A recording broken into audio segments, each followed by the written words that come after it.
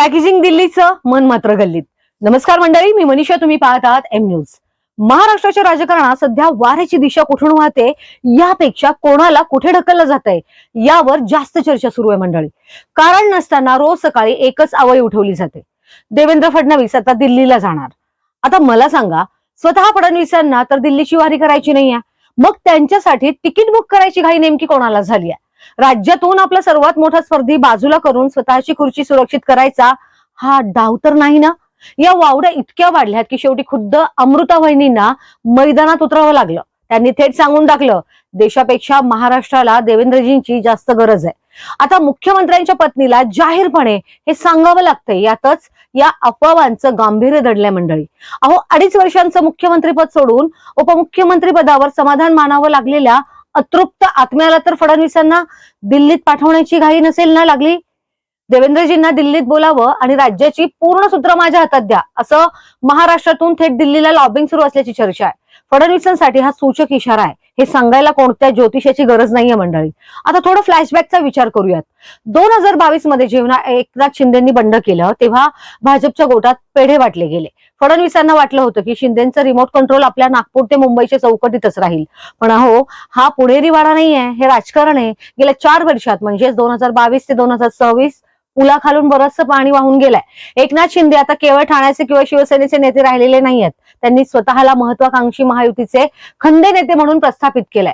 आधी कसं होतं, महाराष्ट्र भाजपमध्ये देवेंद्र फडणवीस म्हणजेच वन विंडो क्लिअरन्स होते. दिल्लीत काही बोलायचं असेल तर फडणवीसांच्या माध्यमातून जावं लागायचं.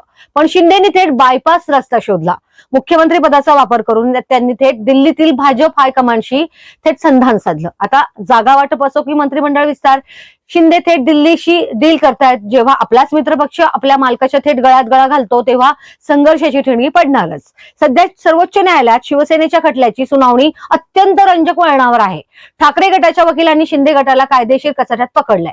आमदार खासदार जास्त म्हणजेच मूळ पक्ष नव्हे असे मुद्दे कोर्टात गाजत आहेत. पण या सगळ्यावर देवेंद्र फडणवीस किंवा भाजपच्या एकाही नेत्यानं चकार शब्द काढलेला नाहीये मंडळी. काय समजायचं या मौनामागे? राजकारण मौन हे नेहमी संमतीचं नसतं, तर तो पुढच्या गेमचा भाग असतो. शिंदे गट अडचणीत आला तरी सरकार पडणार नाहीये, कारण भाजपकडे स्वतःचं संख्याबळ आहे आणि जोडीला अजित पवार गटही तयार आहे. त्यामुळे शिंदेंना न्यायालयाचा धक्का बसला तर फडणवीस समर्थकांसाठी तो मौन आनंद साजरा करण्याचा क्षण ठरेल. जर न्यायालयाच्या निर्णयामुळे शिंदे गटाचं चिन्ह गोठवलं गेलं किंवा त्यांची बाजू कमकुवत झाली तर महायुतीमधील त्यांची बार्गेनिंग पॉवर शून्य होईल. मग जागा वाटप आणि पुढचा मुख्यमंत्री पदाच्या दाव्यावर भाजपची आणि पर्यायानं देवेंद्र फडणवीसांची एकहाती पकड येईल. शिंदेंनी ठाकरे गटाचे 6 खासदार आपल्याकडे खेचून स्वतःची ताकद दाखवण्याचा प्रयत्न नक्कीच केला. पण न्यायालयीन पेचात अडकलेला मित्र हा नेहमी नमणारा असतो.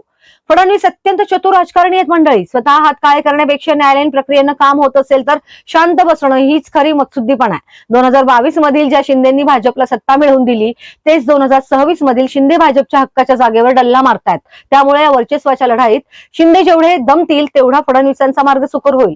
थोडक्यात काय तर ही लढाई आता केवळ शिवसेना विरुद्ध शिवसेना राहिलेली नाहीये, तर ती महायुतीच्या अंतर्गत असलेल्या वर्चस्वाच्या लढाईचा महा टर्निंग पॉइंट ठरतोय. यावर तुमचं मत काय? फडणवीसांना दिल्लीत पाठवणारा तो अदृश्य हात कोणाचा असेल? कमेंट मध्ये नक्की सांगा. आणि हो, असेच कडक राजकीय विश्लेषण पाहण्यासाठी आपल्या एम न्यूज चॅनलला लगेच सबस्क्राईब करा. नमस्कार.